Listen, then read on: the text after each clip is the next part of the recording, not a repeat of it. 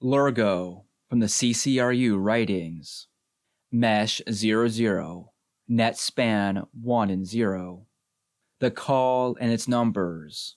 The lemur of the 1-0 rift is called Gleong in the old Movian tongue. Her name in modern Moonanese is Lurgo, which still well translates into English as the initiator. The name Lurgo is apparently based on a reversal of the Moonamese quasi-phonic particle gl. Horvitz phonologically identifies this collapsed gargle or glottal spasm with the fusion of a guttural and a liquid. He physiologically situates it in the sublaryngeal region and associates it with the lost gilled, gulping, phylogenetic stages of human ancestry. Horvitz glimpsed something in the Lurgo's gl subphoneme that he saw as essential to the glottopolitics of English as a global language. In the course of further investigating this particle, he was drawn into what he referred to as a labyrinth of glittered glyphs, where senses scattered in visual confusion, and began to speak of glamours and glosses, ultimately cascading down into the gulf-glued glug logic of the glimmer ghouls, although precisely what he meant by this remains obscure. Lurgo, as the first of the lemurs, is responsible for initiations, door openings, thresholds, guides, and familiars. The Zikvik call her Ugvu, the immortal worm of primordial communication. In Haitian voodoo, her role is taken by Legba, the first and last of the Loa to be invoked in any ritual. Legba's Lurgo-related characteristics are shared by Madame Centauri's celestial messenger, Logobub. Lurgo's net span 1 and 0 links her to elementary principles of logical and arithmetical discrimination, binary code, the origin of number, being and non-being. During her study of the I Ching, Stilwell became persuaded that due to her elementary net span, Lurgo was related with special intensity to the Taoist polarity of yang and yin, light and shadow, even suggesting that the I Ching's code of unbroken and broken lines was the relic of a primordial language first enunciated by Lurgo. In Black Atlantean traditions, the primal alternation described by Lurgo's net span expresses the distance between divine unity and the void, God and chaos, an abysmal gulf crossed in every decadence ritual, open and closed by Lurgo, Legba, Logobub. Lurgo's net span 1 and 0 clicks the fourth gate, GT10, the passage from Zone 4 to Zone 1. The working of the fourth gate is numerically described by the Pythagorean tetrachus, 1 plus 2 plus 3 plus 4 equals 10, equals 1. Pythagoras evidently derived this triangular decimal reversion to unity and decimal disintegration of unity from archaic and ultimately Lemurian sources. Among Black Atlanteans, transit through GT10 offers a microcosmic recapitulation of the macrocosmic numismatic route from Zone 1 to Zone 0. These relations echo the microcosmic ceremonial subsidence of Atlantis as a sign of the cosmic fall, or great decadence.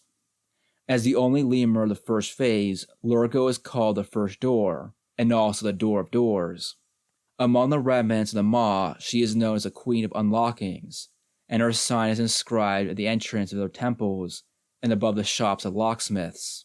Lurgo's mesh number 00 clicks the 0th gate, GT00, linking her to the most occulted region of numismatic cartography. Lurgo's Sarkon tag is 0002. Quantities and traits. Lurgo has a pitch of Ana 1, slight positive imbalance. Lurgo has no imps, a fact which can be attributed equally to her primordiality or ultimateness. As Peter Visparov remarked, Lurgo arrives first, and she arrives alone. In Visparov's Pandemonium Matrix, Lurgo is entitled the plexing amphidemon of openings. Rites of Lurgo. The way of Lurgo has one path, or route. This follows her major rite, 1890. In the Book of Paths, the rite of Lurgo is described as follows. 1. Original subtraction. Ultimate descent to the depths. The path favors repeated patience linked to subtlety. Superior subtlety opens the 3 hidden roads. Compliance prevails. 3 tests on the way. Immersive nightmares undergo an ominous transition. Difficulties annihilated in the end. Lurgo's right descends out of time, following the pneumogrammatic plunge line, passing through the 8th gate, GT36, which crosses from the layer of Murmur into that of Udonal. Among the Neo-Lemurian tantric schools, this rite maps yogic practices of spinal descent into the nest of Kundalini, the Thoth-Tadlana of the Indus. Lurgo's rite is evoked, in a mirrored guise, by the contemporary myth of the Kurtz line, traveling upriver into the heart of darkness and apocalypse now.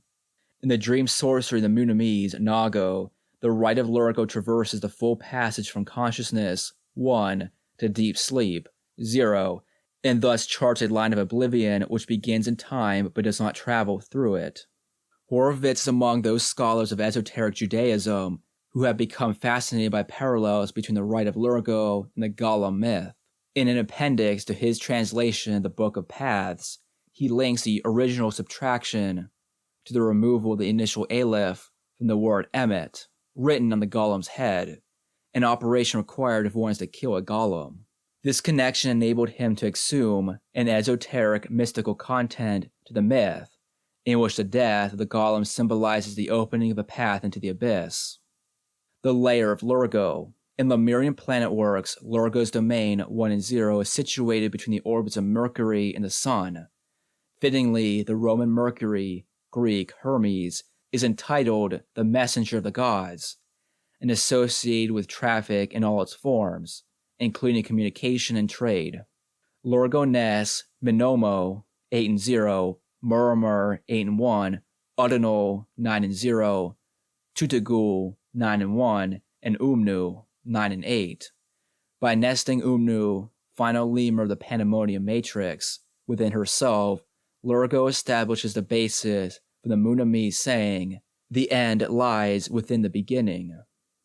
The Lurgo card, 7C. In the Centauri Decadence pack, Lurgo is allocated to the 7 of clubs. When mapped onto the Atlantean cross in accordance with Madame Centauri's system, Lurgo corresponds to a plummeting line from the first pylon, memories and dreams, to the 5th pylon, deep past. Among her oracular implications within decadence divination are falling in the theocosmic sense, descent into hell, journey to the underworld, and pursuit of the nether axis to its ultimate conclusion. The tale of how we lost our tails. There was a time when orang-utan had a tail, and so did each of us. That was before orang-utan made a big mistake. He tried to cheat the demon Lurgo. It is said that Lurgo dwells between Murmur and Udinal, somewhere beneath the bottom of the sea, but above the twins in the furnace. No one knows how orang-utan found her. Maybe it was easier to swim down with a tail. In any case, everyone agrees about the deal they made down there, which was to swap the stories of the upper and lower worlds. Orang-utan was to collect all that could be told about Adub and about Katak, and in exchange Lurgo would open the gate to the underworld. If things had gone this way, we would still have our tails. It was probably Katak who, due to her impatience, gave orang-utan bad advice, and suggested that by climbing down her tail, it would be possible to descend into Udinal without Lurgo's help. Ever since that time, orang-utan has been too ashamed to admit anything about it.